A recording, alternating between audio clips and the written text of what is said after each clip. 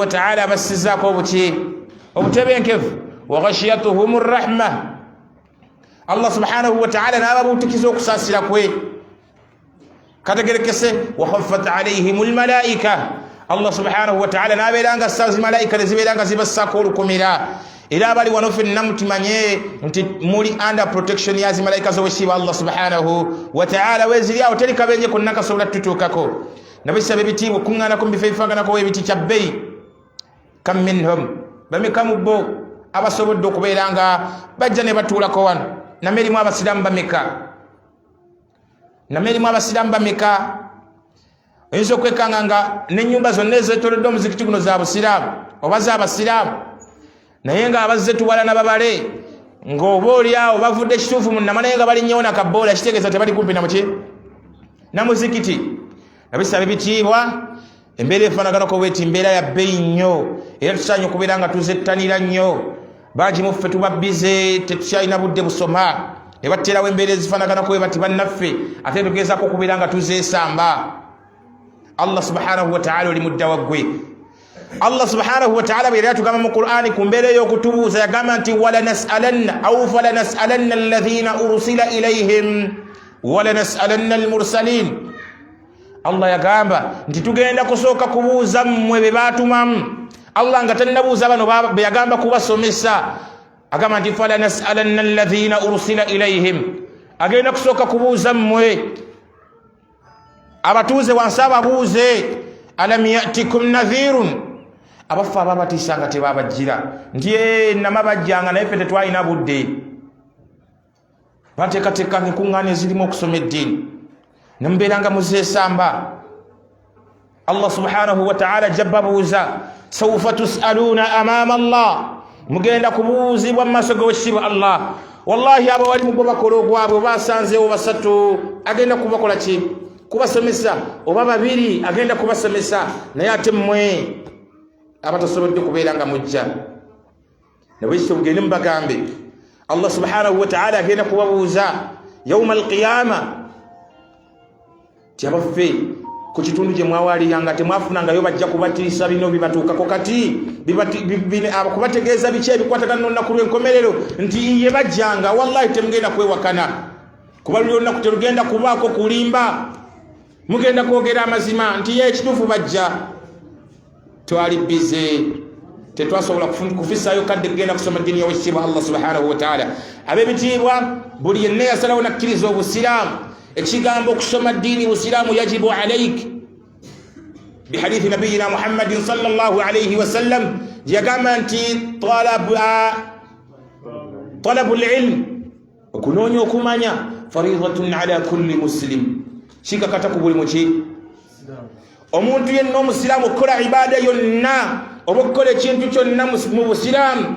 kikakatako okubeera ng'osooka kukimanya butawe bwakikola qaida y'abannaqida egamba nti alilmu qabla alamal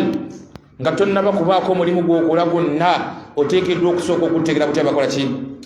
onaategeera otya butawe bakukola nga wallahi ogambye okujja okusoma eddiini ya allah ab'ebitiibwa alaikum bitalabi lilm alaikum bitalabi lilm alaikum bitalabi lilm mbakuutira okugezaako okunoonya okumanya baddu ba allah mujjumbire okunoonya okukola ki okumanya fahanian thumma hanian njozaayoza buli muntu yenna awaayo akadde ke neyerekereza nagamba nti kaŋŋende ntuule ensoma eddiini yange eddiini yaffe busiraamu ddiini yakusoma si ddiini yakutetenkanya ddiini tusoma nki nsome kaseera katinya kampeereddwa ŋenda kukoona ku bino ebigambo biri bibiri السمع والطاعة وبع السمع والطاعة السمع تتجيزو كوليدا الطاعة تتجيزو كوغوندا السمع والطاعة وكوليدا نو كوغوندا ekyo kiri kitendo mu biku bitende biteekeddwa okutendebwa naawe omusiraamu olina okubeera omuwulize n'omuki n'omugonvu tuwuliriza ki tubeera bawulize ku ki era ne tugondera ki tubeera bawulize ku mateeka g'owekitiibwani Allah subhanahu wa ta'ala, era ne tubeera bagonvu ku mateeka g'owekitiibwa Allah tabaraka wa ta'ala. Aine tugassa mu ki? Mu nkola. Woba omaze okugategeera gwalaza amadalasa nojja n'osoma n'ogezaako kuwulira abalimu bye bakugamba, kituufu oba okoze ki? Kyekiba kibulayo at-ta'a, kugonda kwebyo bye bakoze ki? Obisse mu ki? Mu nkola. Kale kisaba ebitiibwa tuwuliza amateeka ga Allah egaba gatusomeddwa, ate bwe tuba tumaze tubeere nga tugagondera. Omubaka Muhammadin sallallahu alayhi wa sallam mu hadithi ya Abi Najih al-Irbad ibn Sariyah radiyallahu anhu, atunyumiza Abi Najih al-Irbad ibn Sariyah agamba nti wa'adhana Rasulullah sallallahu alayhi wa sallam maw'izatan, yatukuti omubaka Muhammadin, yatubuli omubaka Muhammadin sallallahu alayhi wa sallam olukutira, wajalat minha alqulub, olukutira olwo ebigambo ebyalimu byali bikoona ku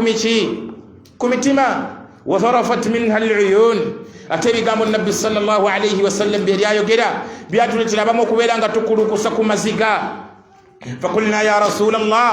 كتبت مبوزو وانغا غمبكا وا الله سبحانه وتعالى كأنها موعظة مودع ngebi gambo byotubulirira ngabiringa byebigambo byebisembayo fausina nabwe tukusaba ya rasul Allah bako kyotukutirayo bako obugambo bwotusibirira kuba tukulabe ebigambo byoyogedde ebyo olinga atasigalawo olinga agenda biringa byebigambo byebisembayo yagamba nti usikum bitaqwallah. Ekisokera ddala yabagamba nti mbakuutira okutyani Allah subhanahu wa ta'ala, nabagamba nti was-sam'i wat-ta'a, nembakuutira okubeera abawulize n'okubeera abaki?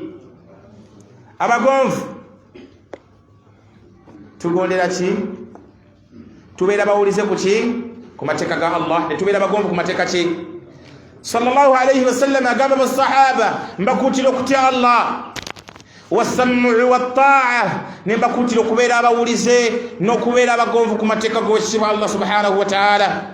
Hadithi egenda maaso agamba nti fa in ta'ammara alaykum 'abdun innahu man ya'ish minkum sayara ikhtilafan kathira, nti omukumu Allah bw'anaasobozesa n'abeerawo akabanga Allah n'amuwangaaza ajja kulaba enjawukana nnyingi. naye amalizanga abawa amagezi nti fa alaykum bisunnati wa sunnati khulafai rashidin almahdiyin, mbakuutira kimu kubenywereza ku sunna zange. Ayi mugondere eki? Mugondere sunna zange, muberenga mugondera sunna z'omubaka Muhammadin sallallahu alayhi wa sallam. nabwe kisaba ebitiibwa omuddu yenna omusiraamu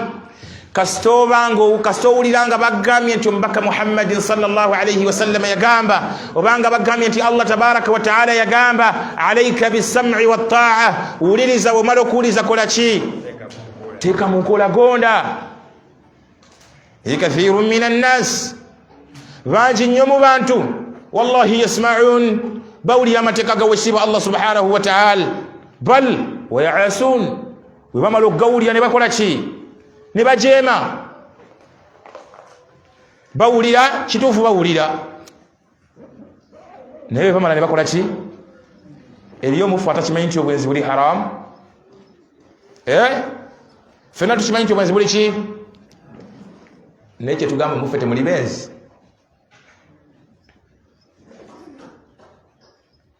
Simanyi nze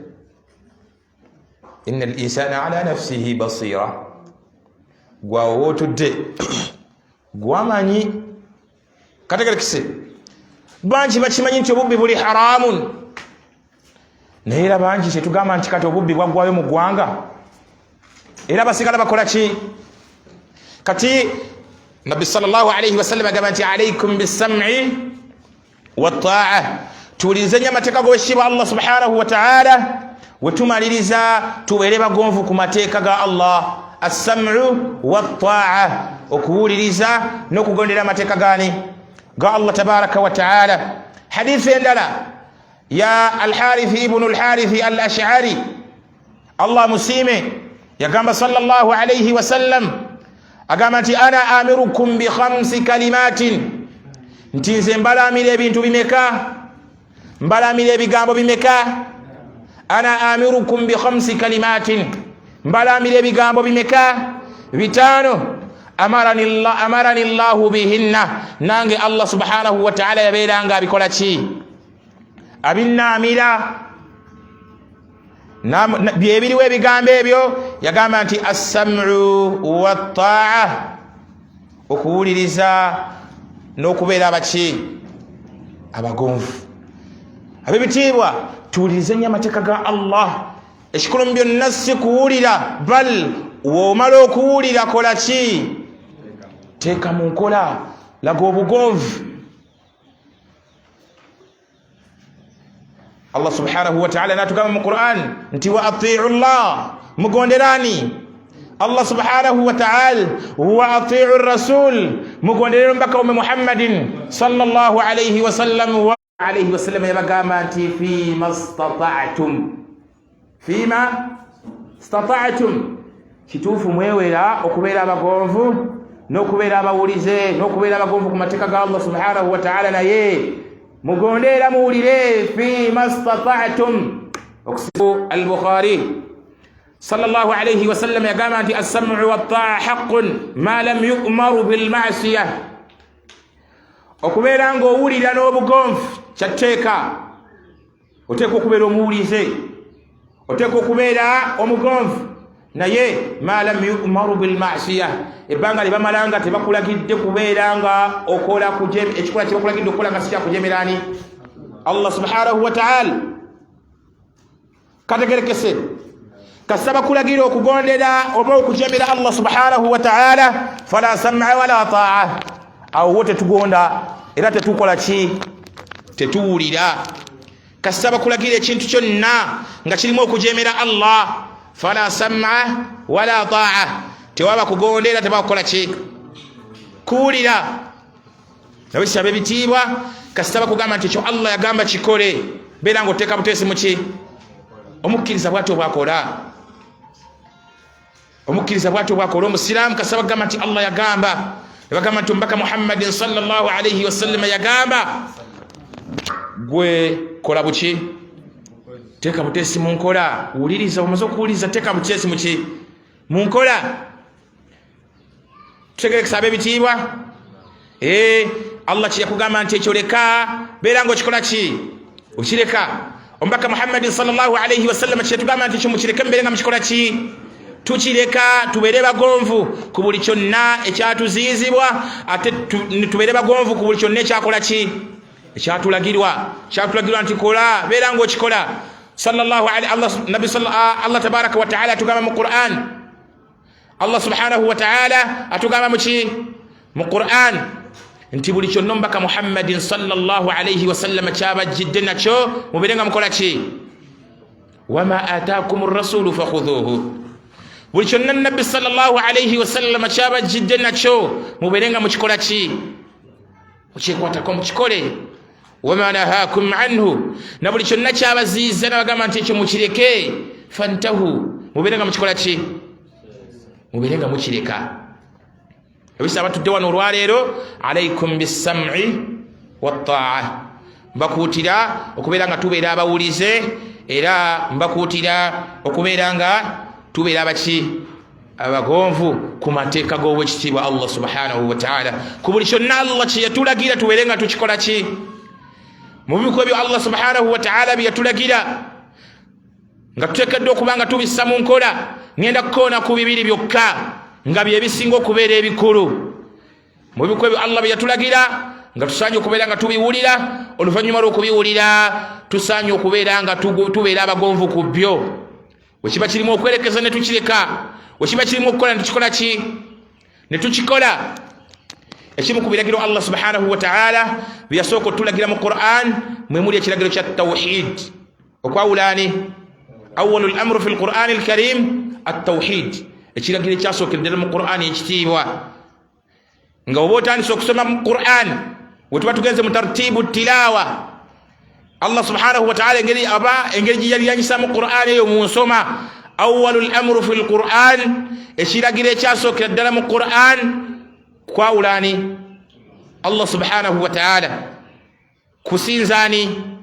Allah subhanahu wa ta'ala yekkamu bwomuwe kategerekese kati gwe bwokiwulira ekyo kikyozzaako as-sam'u wat-ta'a kuwulira kola ki kugonda Allah subhanahu wa ta'ala yagamba mu Qur'an ya ayyuha an-nasu ubudu rabbakum alladhi khalaqakum walladhina min qablikum la'allakum tattaqun bange mu abantu ekyo kyali kiragiro Allah subhanahu wa ta'ala yalagira ngagamba ati i'budu rabbakum muberenga musinza omulezi wa mwani Allah subhanahu wa ta'ala lwaki muba mumusinza kubanga huwa alladhi khalaqakum kuba ya Allah tabaraka wa ta'ala yakola ki yabatonda simmwe mwekka nageza ko kubategeza nti simmwe bitonde ebyasokawo Allah yasoko tonda bal walladhina min qablikum naba babakola ki ababasokawo nenga kyatandisa kyo nabagamba nti musinzani Allah yekkamu bwomuwe kyekiragiro ekyasoka mu Qur'an nga Allah tulagira kumwawula Allah mu mbeera ya kumusinza awatali kusinza kintu kirala kyonna okujjakani Allah subhanahu wa ta'ala la ilaha illa Allah la ma'buda bihaqqin siwa Allah teri kisinzibwa mu butuufu okujjakani Allah subhanahu wa ta'ala nabwe kityo gwe omaze okitegeera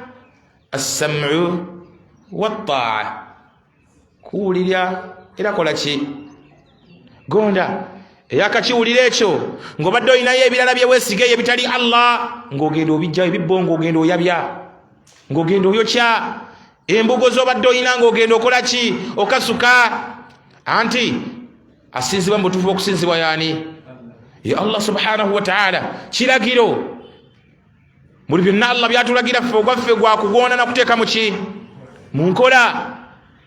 nabwe kityo yenna ali wano kimanye nti asinzibwa mu butuufu ye Allah wulira era gonda yeesigamirwa mu butuufu bw'okwesigamirira ani Allah subhanahu wa ta'ala gwakitegedde wulira era kola ki gonda lekerawo okwesiga ebirala ebitali Allah olina yirizi olina ebibbo by'abalongo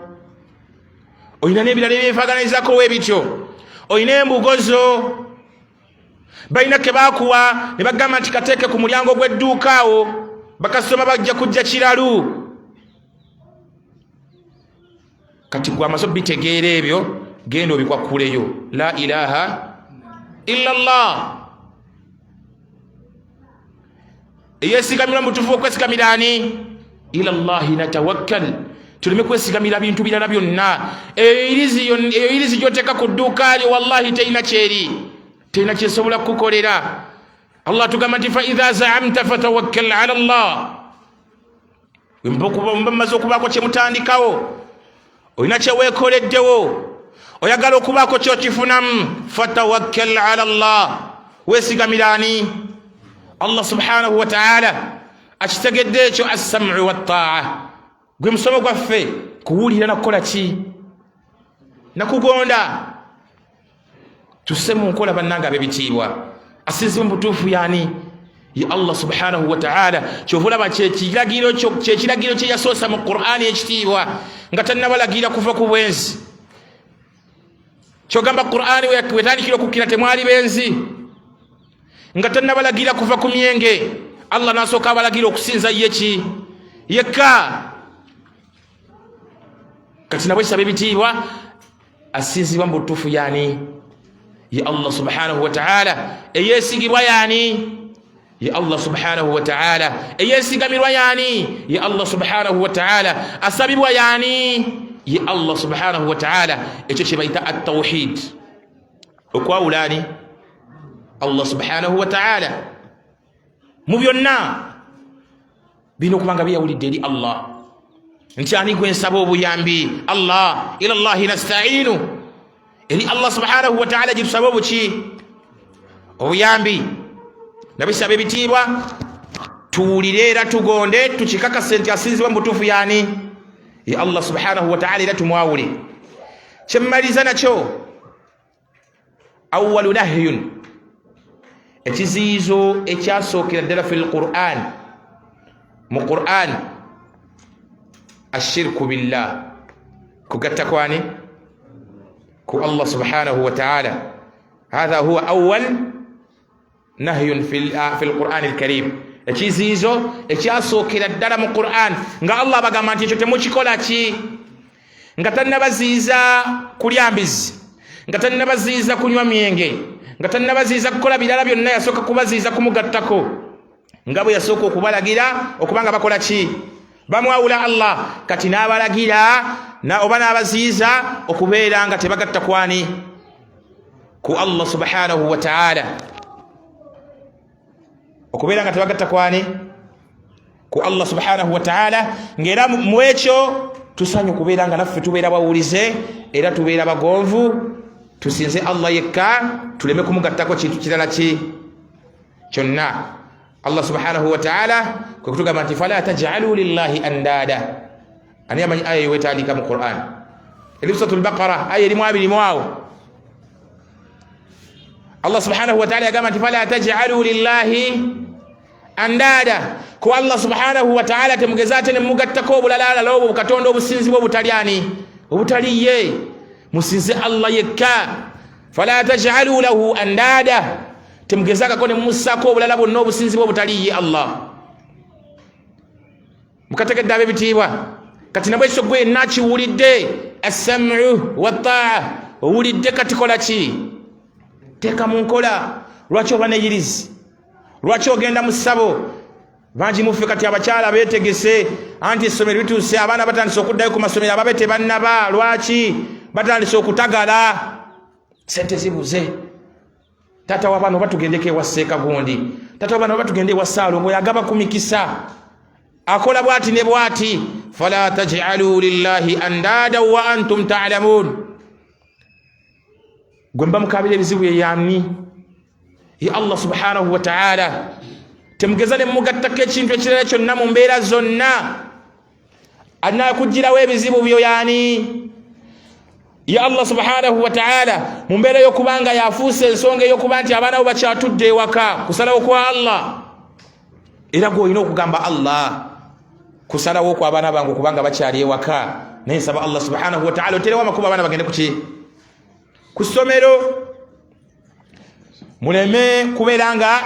mwesiga ebintu ebirala ebitali Allah subhanahu wa ta'ala era muleme kugatta ku Allah subhanahu wa ta'ala ekintu kyonna yenna ababiwulidde ebyo nti Allah yasinzibwa yekka mu butuufu bw'okusinzibwa era Allah subhanahu wa ta'ala tagattibwako kintu kirala kyonna kati oba ozzaako kye tuyita at-ta'a kubeera mugonvu kussa muki mu nkola eyakakiwulira genda obijjewo byobadde ebyo byobadde weesiga ebirala buyirizi bwe wassa mu kiwato ky'omwana bannaqida bwe baali batukolera taarifu y'ekigambo yirizi batugamba nti bagamba nti waliwo omutwe bagamba tamaim waliwo kye bayita omutwe mu aqida oba bab mu bitabu bya aqida egamba nti tamaim kitegeeza yirizi agamba nti huwa ma yuallaqu min anaaqi sibyan lidafi ainin zezo eziseekebwa mu nsingo z'abaana mu mbeera y'okubanga baagala babaziiza ebiiso baleme kuba kuba biiso n'atukwata yirizi n'agizeeko omwana mu bulago nti amutaasa ebiki ebiiso kati gwakitegedde mu mbeera y'okwagala okulaga obugonvu bwo ku ekyo ky'owulidde nti Allah yagaana okumugattako yirizi tezirina kye zikola genda ogijjemu bwana mu bulago awo oleko tulage nti okoze eki ogonze kategedde ab'ebitiibwa bwe tutyo omusiraamu bw'awangaala nakuwulira amateeka ga Allah nakugagondera oba nagassa muki mu nkola. Assalamu alaikum wa rahmatullahi wa barakatuh.